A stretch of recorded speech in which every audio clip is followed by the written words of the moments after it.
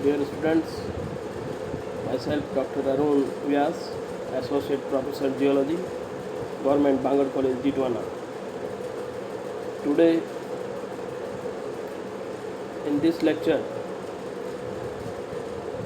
we will discuss one of the most sensitive and debatable topic of nowadays, that is climate change.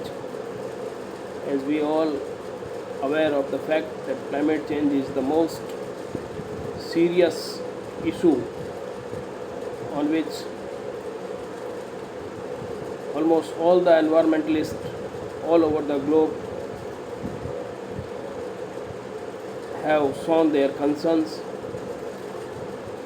So, in this lecture today, I will share information regarding climate change.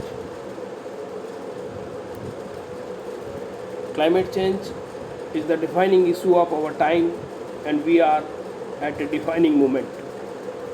From shifting weather patterns that threatens food production to rising sea levels that increase the risk of catastrophic flooding, the impacts of climate change are global in scope and unprecedented in scale.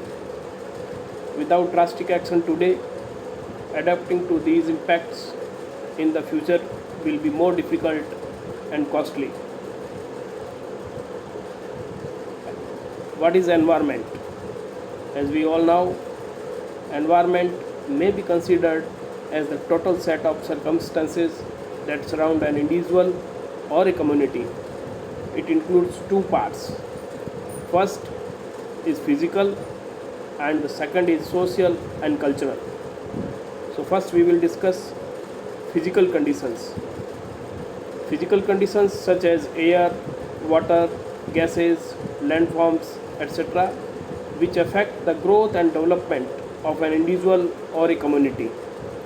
And the second, social and cultural aspects such as ethics, economics, aesthetics, etc., which affect the behavior of an individual or a community. After more than a century and a half of the industrialization, deforestation, and large scale agriculture, quantities of greenhouse gases in the atmosphere have risen to record levels not seen in 3 million years. As populations, economies, and standards of living grow, so does the cumulative level of greenhouse gases, that is abbreviated as GHGs emissions. It is really a serious concern. Emission of greenhouse gases is a real threat. A greenhouse gas, sometimes abbreviated GHG, is a gas that absorbs and emits radiant energy within the thermal infrared range. Greenhouse gases causes the greenhouse effect on planets, and our Mother Earth is not exception. The primary greenhouse gases in Earth's atmosphere are water vapors, that is H2O, carbon dioxide, that is CO2, methane, CH4, nitrous oxide, N2O, and ozone, O3. Without greenhouse gases, the average temperature of Earth's surface would be about minus 18 degrees centigrade. Mind it, without greenhouse gases, the average temperature of Earth's surface would be about minus 18 degrees centigrade, that is 0 degree Fahrenheit, rather than the present average of 15 degrees centigrade what we have today, that is in Fahrenheit 59 degree Fahrenheit. Human activities since the beginning of the Industrial Revolution around year 1750 have produced a 45% increase in the atmospheric concentration of carbon dioxide. This is a real debatable issue.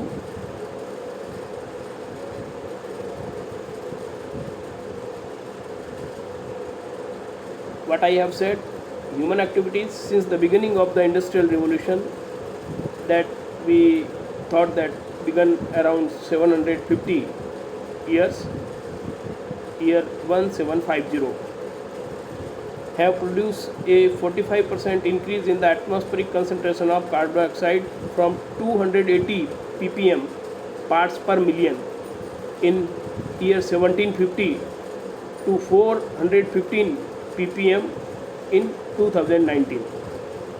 You see, this is how the increase of carbon dioxide in the atmosphere since industrial revolution. The last time the atmospheric concentration of carbon dioxide was this high was over 3 million years ago. At current emission rates, temperature could increase by 2 degrees centigrade, that is 3.6 degree Fahrenheit, and it is really a very big issue which the United Nations Intergovernmental Panel on Climate Change IPCC designated as the upper limit to avoid dangerous levels by year 2036. There are some basic well established scientific links. The concentration of greenhouse gases in the Earth's atmosphere is directly linked to the average global temperature on the Earth. And as you all know, other issue which we are talking nowadays, very hot issue, that is global warming.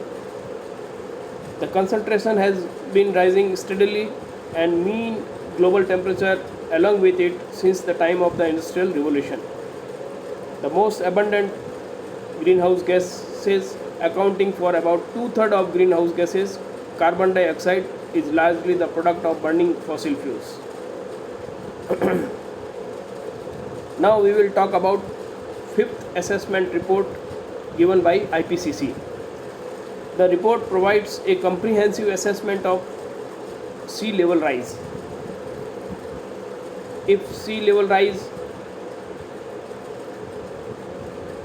cannot be checked, it will have very adverse effects on the society.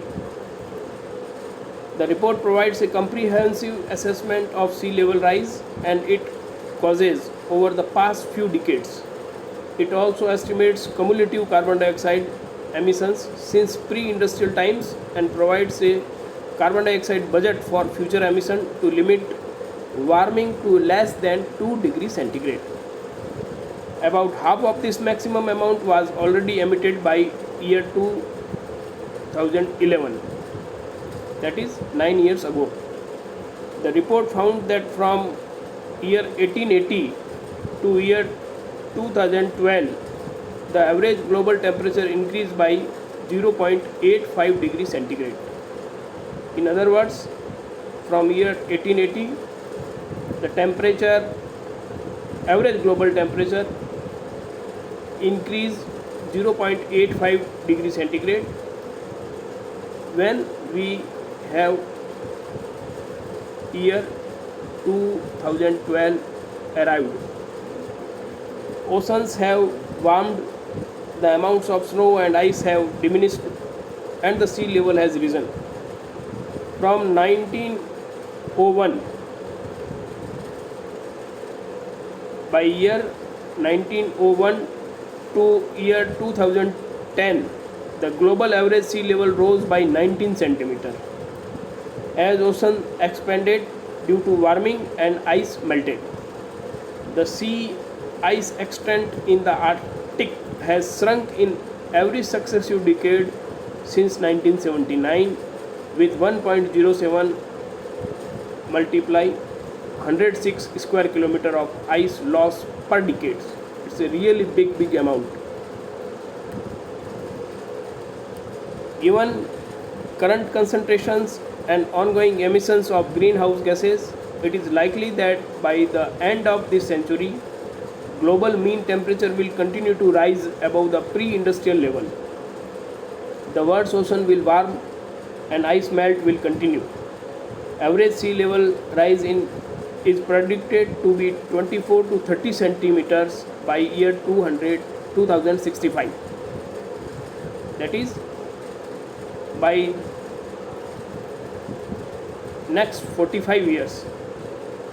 it will rise up to 25 centimeters and 40 to 63 centimeter by year 2100, related to the reference period of 1986 to 2005. Most aspects of the climate change will persist for many centuries, even if emissions are stopped. So it is a really serious issue. Now we will talk about global warming of 1.5 degrees centigrade. In October year 2018, the IPCC issued a special report on the impact of global warming of 1.5 degrees centigrade, finding that limiting global warming to 1.5 centigrade, what they said, that if we control the global warming only up to rise of 1.5 degree centigrade, would require rapid, far-reaching and unprecedented changes in all aspects of the society, with clear benefits to people and natural ecosystem.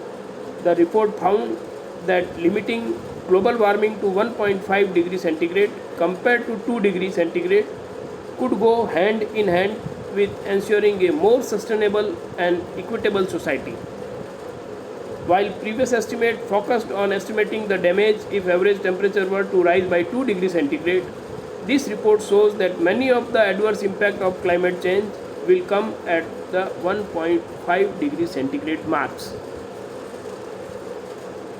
The report also highlights a number of climate change impacts that could be avoided by limiting global warming to 1.5 degrees centigrade compared to 2 degrees centigrade or more. For instance, by year 2100, global sea level rise would be 10 centimeter lower with global warming of 1.5 degrees centigrade compared with 2 degrees centigrade. If we manage lowering it by 0.5 degree, the sea level rise would be decreased to 10 centimeter. In other words, global sea level rise would be 10 centimeter lower with global warming of 1.5 degree centigrade compared to with 2 degree centigrade. The likelihood of an Arctic Ocean free of sea ice in summer would be once per centimeter with global warming of 1.5 degree centigrade compared with at least once per decade with 2 degree centigrade. Coral reefs would decline by 70 to 90% with global warming of 1.5 degree centigrade, whereas virtually all 99% would be lost with 2 degree centigrade. So by managing 0.5 degree centigrade global warming, we can save say 30 to 20% coral reefs. The United Nations Climate Change Conferences are yearly conferences held in framework of the United Nations Framework Convention on Climate Change, UNFCCC. They serve as the formal meeting of the UNFCCC parties, Conference of the Parties COP, to assess progress in dealing with climate change, and beginning in the mid-90s to negotiate the Kyoto Protocol to establish legally binding obligations for developed countries to reduce their greenhouse gas emissions. From year 2005, the conferences have also served as the conferences of the parties, serving as the meeting of parties to the Kyoto Protocol, abbreviated as CMP. Also, parties to the conventions that are not parties to the protocol can participate in protocol related meetings as observers. From year 2011, the meetings have also been used to negotiate the Paris Agreement as part of the Durban Platform activities until its conclusion in year 2015, which created a general path towards climate action. Now we will share information regarding yearly conferences. Here you can see in year 1995, COP1 was organized in Berlin in nation Germany. In 1996, COP2 Geneva, Switzerland. 1997, COP3 Kyoto, Japan. 1998, COP4 Buenos Aires, Argentina. 1999, COP5 Bonn, Germany. In year 2000, COP6 The Hague, Netherlands. In year 2001, COP6 again Bonn, Germany. In 2001, COP7 Marrakech, Morocco. In year 2002, COP8 New Delhi, India, in our country. And the 10th conference in year 2003, COP9 in Milan, Italy. And subsequently onwards, COP10 in Buenos Aires, COP11, which was also known as CMP1, is at Montreal, Canada. COP12 Nairobi, Kenya. COP13 Bali, Indonesia. COP14 Poznan, Poland. COP15 Copenhagen, Denmark. COP16 Cancun, Mexico. COP17 Durban, South Africa. COP18 Doha, Qatar. COP19 Warsaw, Poland. COP20 at Lima in Peru. COP21 at Paris in France. COP22 Marrakech again in Morocco. COP23 Bonn, Germany. COP24 Katowice, Poland. And in year 2019, Bonn, Germany. In year 2019, COP25 is at Madrid in Spain. And in year 2021, in coming years, COP26 will be at Glasgow in UK. This picture we can see how our races has evolved. You see, in this picture we see that Australopithecus, which were in existence 2 to 4 million years ago. Then we have Homo erectus 1.6 million years ago to 4 lakh years ago. Then we have Cro-Magnon 40,000 years ago. And concurrently we have Homo sapiens, the present race. This is how this picture shows that what was the living scenario at that particular species have at that time. About 3/4 of our 40,000 year existence of Cro-Magnon of our species, we have been hunter-gatherers. About 10,000 to 12,000 years ago, a cultural shift known as agriculture revolution began taking place. It was a really big cultural shift.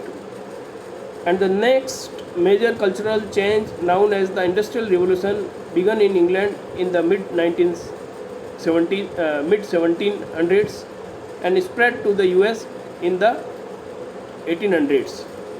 It changed our relationship with the earth.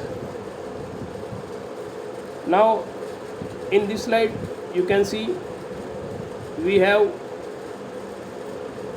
ice ages, at least 5 major ice ages during the past 2.4 billion years. At least 5 major ice ages have occurred throughout the Earth's history. The earliest was over 2 billion years ago, and the most recent one began approximately 3 million years ago and continues today. Yes, we live in an ice age, but this is a really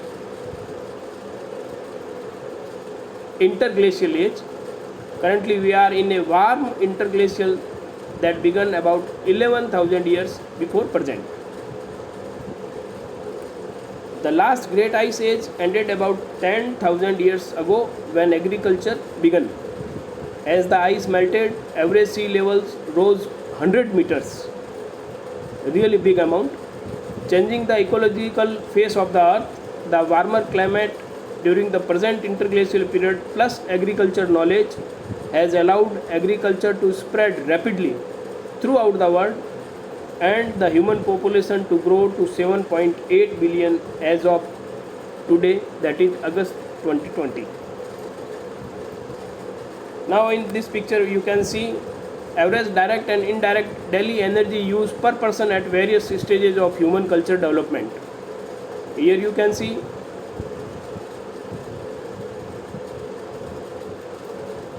in primitive stages we were using only 2000 kilocalorie per person per day.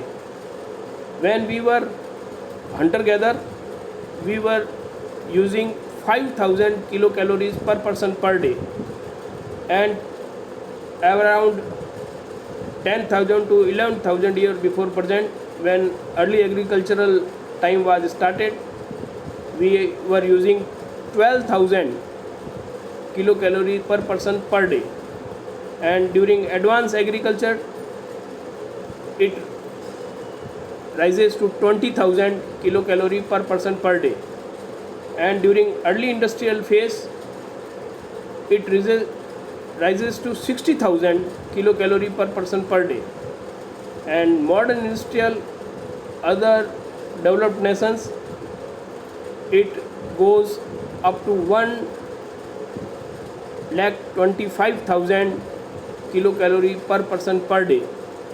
And modern industrials, if we consider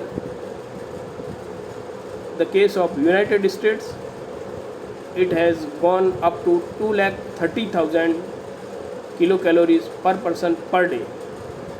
So the average energy use from primitive 2000 to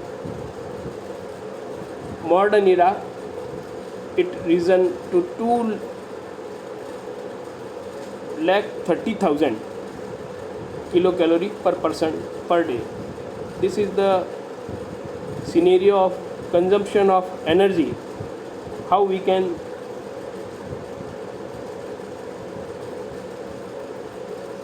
really using more energy with more advanced technology and more advanced lifestyle. Now in this slide we can see the total emissions of carbon dioxide per capita emissions and total emissions.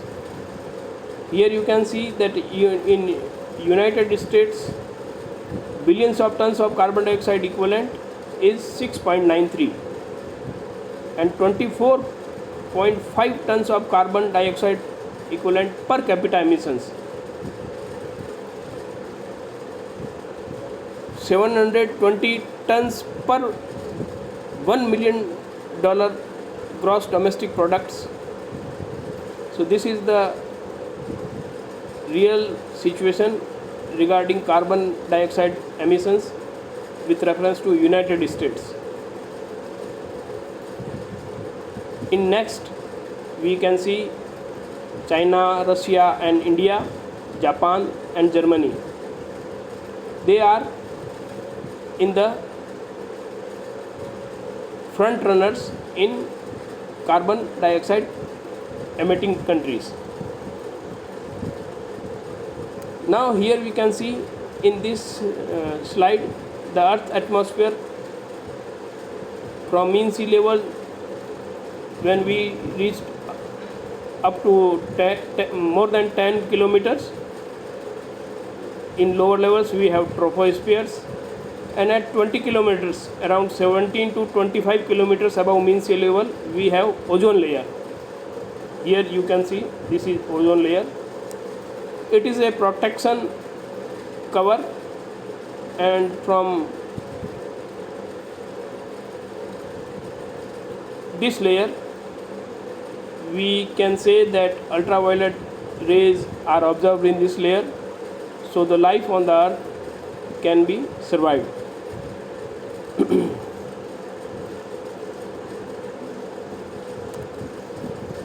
Now with climate change, the other issue which is a most debatable issue again in nowadays, that is global warming.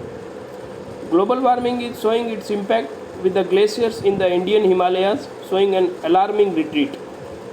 India, owing to its geographical location with coast on either side of its boundary, complex mountainous terrain, bioclimate, vegetation type, and geological features, is vulnerable to several natural disasters. About 40 million hectare of land mass is prone to floods. 5,700 km out of 7,500 km of coastline is prone to cyclones. 54% of land mass is vulnerable to the earthquakes, and 68% of the total geographical area is drought prone. 55% of Indian forests are prone to fires. Today, one third of the global population faces water shortage by year 2020. It means nowadays the average water supply per person worldwide is 33% less than what it during last 5 to 10 years ago.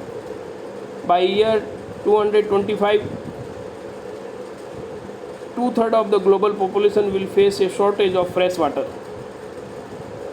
The population of India is expected to stabilize around 1,640 millions by year 2050.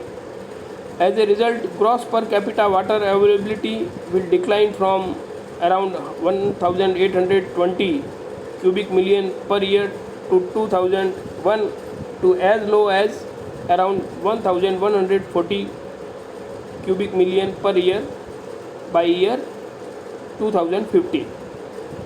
Viewed in the international perspective of less than 1,700 cubic million per person per year as a water stressed and less than 1,000 cubic million per person per year as water scarce. India is water stressed today and likely to be water scarce by year 2050. It is a really issue of concern. Now we will discuss some major impacts of climate change. Climate change has its own impacts on economy, on environment, on biodiversity, on social setup of the human beings, on flora and fauna. Here we will discuss some important impacts of the climate change. Heat waves and extreme heat will affect health, energy, agriculture and more. Increased drought also linked to the climate change. On other sides, heavy rains and flooding will affect infrastructure, health, agriculture, forestry, transportation, water quality and more.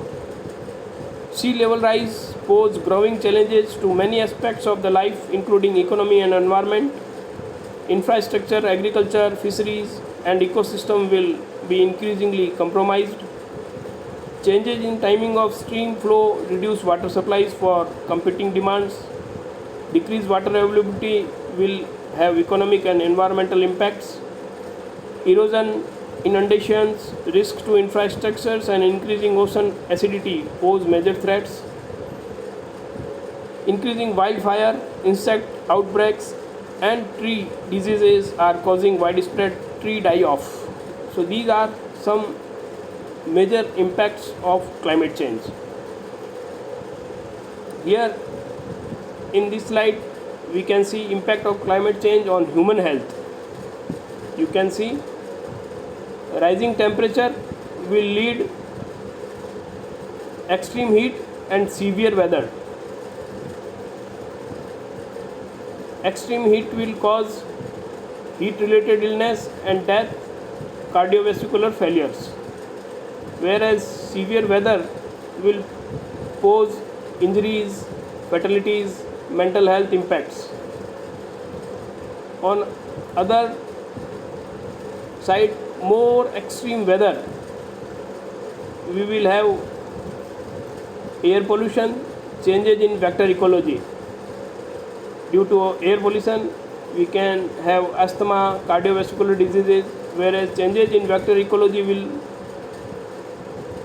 have its impact, and that can be seen as malaria, dengue, erysipelas, hantavirus, Rift Valley fever, Lyme diseases, chikungunya, West Nile virus, etc.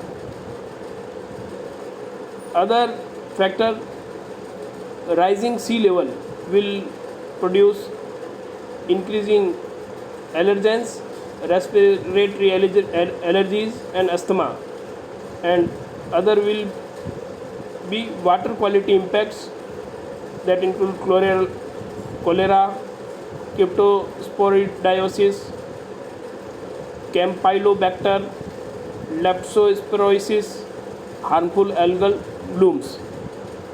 And the other factor is increasing carbon dioxide level will pose environmental degradation and water and food supply impacts. Environmental degradation will see forced migration, civil conflicts, mental health impacts, whereas water and food supply impacts can be seen in malnutrition, diarrheal diseases. So this is how impact of climate change on human health can be seen in the slides. Now in this map, the word filtered here by income status and extreme weather direct risk in different colors. Here you can see from dark colors to light color, the impact will be on lower side. Extreme weathers, sea level rise, agricultural productivity loss, and overall all these criteria on those in this map, different countries are shown the impact of climate change. And here we can see that particularly in our part we are on higher risk.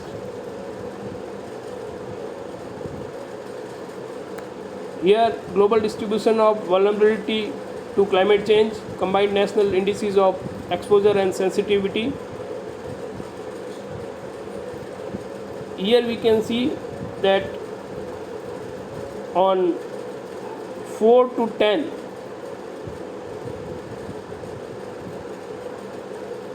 the risk and the vulnerability is shown in this map all around the globe. And here again we see that 4 is the modest, 5 is the modest, 6 at moderate, 7 is moderate, 8, 9 are serious and severe, whereas the 10th point is extreme vulnerability. And again here we can see our part, this particular in our region, we are on the higher sides here. So this is a real issue of concern. So this is a picture which shows fire, drought, sea level rise. All these are the impacts of climate change. So in today's lecture we discussed what is climate change and what are the reasons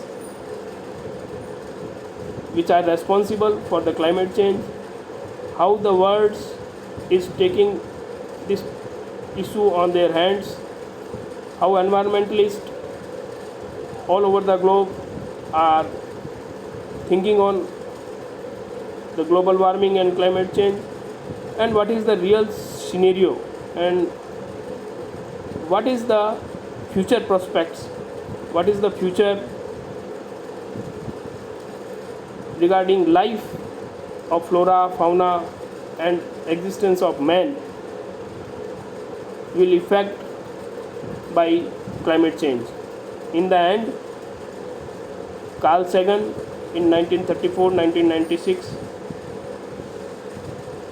उनकी पंक्तियों के साथ इस lecture को विराम दूंगा। Karl Sagan ने, जो कि एक अमेरिकी खगोल वैज्ञानिक थे, उनका जो पेल ब्लू डॉट मोनोलॉग में उनका जो वक्तव्य था, lost lecture by Carl Sagan, उनमें उन्होंने कहा, पृथ्वी ही इकलौती ज्ञात दुनिया है अब तक जो जिंदगी को पनाह देती है। कहीं कोई जगह नहीं है, कम से कम निकट भविष्य में, जहां हमारी प्रजाति पलायन कर सके। यात्रा मुमकिन है, बसना अभी नहीं। चाहे अच्छा लगे या न लगे, इस पल पृथ्वी ही है जहां हम अपना रुख कर सकते हैं। तो हम हमारी वसुंधरा, हमारी पृथ्वी को किस तरह से पर्यावरण प्रदूषण से बचाकर, ये जो क्लाइमेट चेंज और ग्लोबल वार्मिंग के जो इश्यूज़ हैं उनसे बचाव करते हुए हमारी जो जीवन प्रणाली है उसको सुरक्षित रख सकें, जो बायोडाइवर्सिटी है उसको सुरक्षित रख सकें, ये हम सब के लिए एक चैलेंज है। इसके लिए हमारी जीवन पद्धति है, जो जीवन प्रणाली है, उसमें सुधार की गुंजाइश करनी होगी। अन्यथा पृथ्वी तो स्वयं अपनी रक्षा करने में सक्षम है, हम हमारी रक्षा करने में समर्थ नहीं हुए तो आने वाली पीढ़ियाँ हमें इसलिए याद करेगी कि हमने इस वसुंधरा को उनके लिए जीने की अनुकूलताओं को नष्ट करके उनके लिए बचा के नहीं रखा।